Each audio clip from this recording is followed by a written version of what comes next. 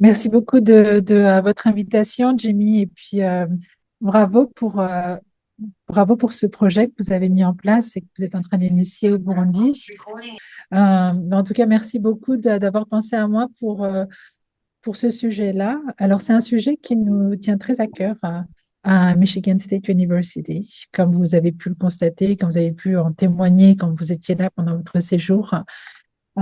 Et quand on travaille sur les questions de diversité, équité et inclusion, on ne peut pas travailler sur ces questions-là sans parler et sans répondre aux besoins des personnes qui vivent avec un handicap. Donc, à MSU, quand on programme, on fait un développement d'un curriculum pour que ce soit un programme ou une classe, on centre toujours notre programmatique autour de la question de l'handicap. Et je vais vous donner un exemple concret qui est relatif à la question africaine. Nous recevons depuis bientôt 5 ans les, euh, les fellows de Mandela Washington Fellowship Program. Donc, ce sont des personnes qui font partie du Young African Leadership Institute euh, en Afrique et aux États-Unis, un programme d'échange qui a eu une pause cette année. Il n'y aura pas de Mandela cette année aux États-Unis, mais on espère recommencer à partir de l'été prochain.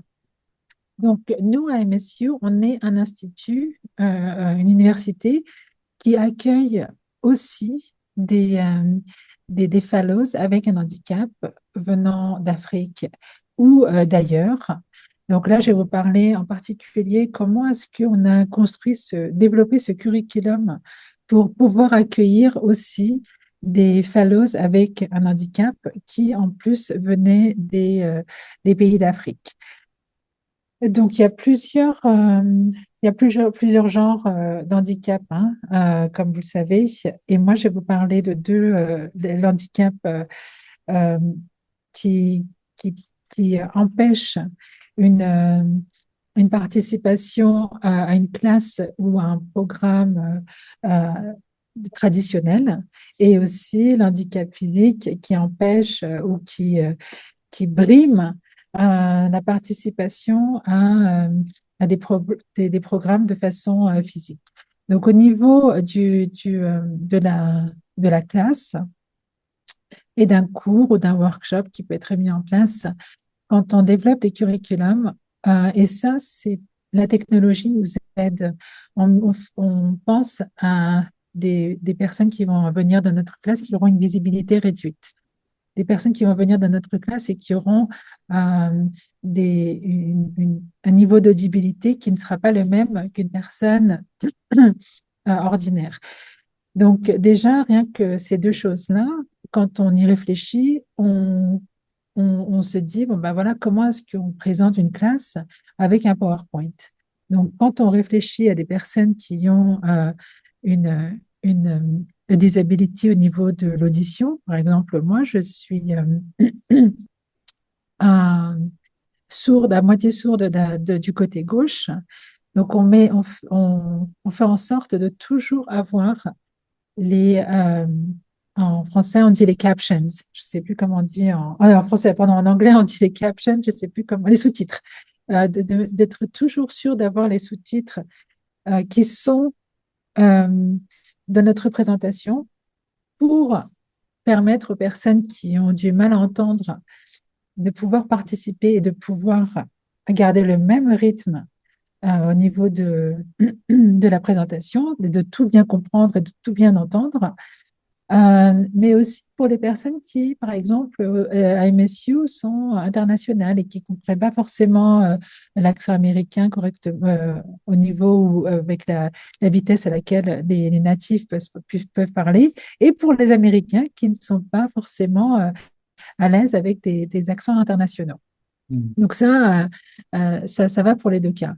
Ensuite, pour les personnes qui ont une visibilité réduite ou qui sont aveugles, euh, ce qu'on fait, c'est on demande à tous nos speakers, nous-mêmes aussi, quand on développe des cours, on fait en sorte que faut faire ça demande de l'organisation et de la préparation en avance, hein.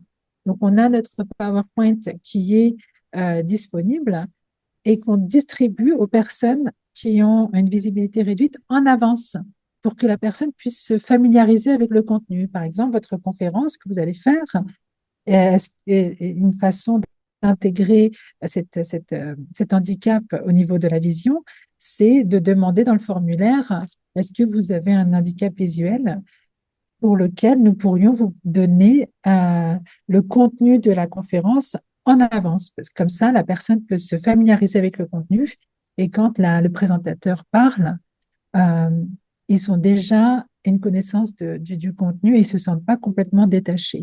Surtout si le PowerPoint a des images. Et là, en les envoyant à l'avance, la personne peut, avec, euh, avec la technologie, peut avoir les images qui lui sont décrites, etc., etc. Ou sinon, ce qu'on a aussi fait en cours, c'est euh, d'avoir des slides avec des images au minimum et pendant la présentation, d'écrire ce qu'il y a sur, sur la slide. Une chose aussi qu'on fait quand on présente, là par exemple sur Zoom, c'est quand on se présente, en plus de donner notre nom, notre prénom, nos genres, enfin, comme là, j'ai mes pronoms qui sont détaillés sur ma signature, euh, eh bien, on se décrit aussi physiquement pour les personnes qui ont une visibilité réduite ou qui ne peuvent pas nous voir. Donc, ils vont entendre notre voix, mais pour qu'ils aient euh, une idée de à quoi on ressemble, on se décrit aussi. Donc ça, ce sont des méthodes pour intégrer ce genre de handicap. Ensuite, il y a l'handicap au niveau de la capacité à intégrer et à ingérer de la connaissance, du contenu. Et là, quand on fait une présentation, il faut vraiment faire attention aux différents types d'apprentissage.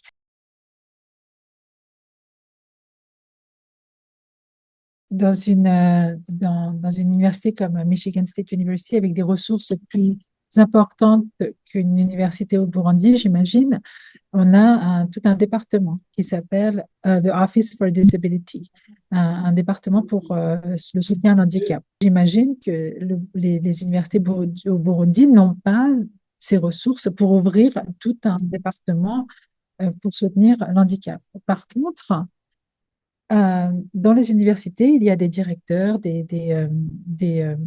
personnes qui travaillent déjà au niveau de l'équité, de l'inclusion, qui pourraient aussi prendre en charge cette fonction-là de soutenir les personnes avec un handicap. Donc, si on ne peut pas avoir les ressources pour ouvrir tout un département, on peut désigner une, deux, trois, cinq, plusieurs personnes qui pourraient faire ce travail en plus du travail qu'elles font déjà dans un domaine particulier. Et, euh, et après, ce sont les professeurs des universités qui pourraient avoir des trainings, des workshops sur comment créer un environnement dans la classe qui faciliterait l'apprentissage des personnes en handicap, mais aussi comment eux peuvent s'entretenir avec les gens qui ont un handicap. Parce que souvent, ce qu'on a pu voir, en tout cas à Michigan State University et dans d'autres universités, et ça peu importe l'endroit, c'est que les professeurs ont peur aussi de se dire, ah, mais je vais avoir quelqu'un qui a un handicap dans ma classe, mais comment est-ce que je vais pouvoir faire en sorte d'intégrer cette personne-là? Alors, ce qu'ils font, bah, c'est qu'ils ne changent rien. Et du coup, c'est à la personne qui a l'handicap de s'adapter. Et là, nous, ce qu'on fait, c'est qu'on leur donne des outils pour pouvoir s'adapter. Et un des outils, c'est au début de la classe, pareil, distribuer le matériel en avance aux personnes qui ont un handicap ou des personnes qui ont des difficultés très lourdes cognitives. Nous, on leur propose un assistant ou une assistante qui sera avec eux dans la classe pour pouvoir les assister. Maintenant, ça demande des ressources. Si on n'a pas ces ressources-là, le professeur va faire en sorte de demander à cette personne quel est votre handicap. Et soit la personne sait déjà ce dont elle a besoin, soit si elle ne sait pas ce dont elle a besoin, le professeur va anticiper ses besoins et va répondre à un handicap avec les stratégies ou les outils qu'ils ont à leur disposition. Et pareil, encore une fois, ça peut être donner davantage de temps pour quelqu'un pour prendre un examen. Si après le professeur a un temps limité, se dit, ah ben moi, mon cours se termine à midi, je dois rentrer chez moi, bah, là, c'est à l'université de donner, euh, euh, d'amener quelqu'un dans la classe pour pouvoir rester avec cet étudiant-là, pour lui permettre d'avoir un temps additionnel pour terminer son examen. Ça, ce sont des ressources comme ça qu'on peut mettre en place. Mais vraiment, euh, avant tout, c'est la formation des professeurs et du corps académique face à l'handicap qui va permettre en fait d'abord cette sensibilisation, mais aussi de faire en sorte que des personnes vivant avec un handicap se sentent mieux accueillies et mieux soutenues dans l'enceinte de la classe.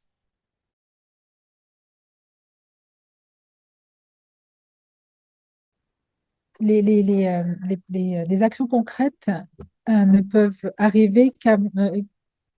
ce n'est que le résultat d'un engagement émotionnel et financier. Donc, il faut déjà se dire, partir du principe que la vie sans handicap, ce n'est pas quelque chose qui nous ce n'est pas un acquis euh, qui est là pour nous, des personnes qui vivent sans handicap. Ce n'est pas un acquis pour l'éternité. N'importe quand, à n'importe quel moment, on peut faire face à l'handicap. Et chaque être humain qui a le privilège de vivre au-delà de 60-70 ans va faire face à l'handicap, ne serait-ce que par la dépérisation de notre corps. Donc, ça, c'est une chose. Euh, Savoir que l'handicap n'est pas acquis et travailler avec cette vision-là, cette optique-là, c'est déjà un engagement qu'on prend vis-à-vis des personnes qui vivent avec un handicap. Euh, Ensuite, regarder les personnes qui vivent un handicap de façon empathique. Quand on peut euh, se voir dans l'espace de l'autre, dans la vie de l'autre, c'est qu'à ce moment-là, on peut prendre des actions concrètes pour répondre aux besoins de quelqu'un. Et un pas au-delà de ça, c'est quand on met en place des politiques ou des processus pour répondre à des questions d'inclusion, et particulièrement à l'handicap, il faut aussi euh, se dire, je ne vais pas prendre des décisions ou répondre à des besoins sans avoir ces personnes autour de moi à la table pour pouvoir participer à cette conversation. Parce que si on prend des décisions pour quelqu'un qui est absent, on va forcément prendre des décisions euh, qui seront qu'à moitié relevant ou qui vont réellement répondre aux besoins. Et donc là, ce qu'on fait de plus en plus aux États-Unis et ce qui peut être très bien fait dans les pays d'Afrique, c'est de demander à des personnes qui vivent avec un handicap et qui, de façon quotidienne, répondent aux besoins des gens qui vivent avec un handicap, comme vous, Jamie, d'être présents euh, là où les décisions sont prises.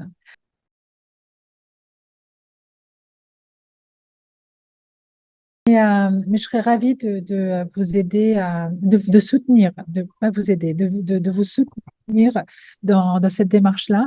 Et si vous avez besoin qu'on partage des ressources qu'on utilise à MSU dans les classes, si vous avez besoin d'être mis en contact avec le Office for Disability, quoi que ce soit, n'hésitez surtout pas. Je serais ravie de vous aider et puis de soutenir votre cause.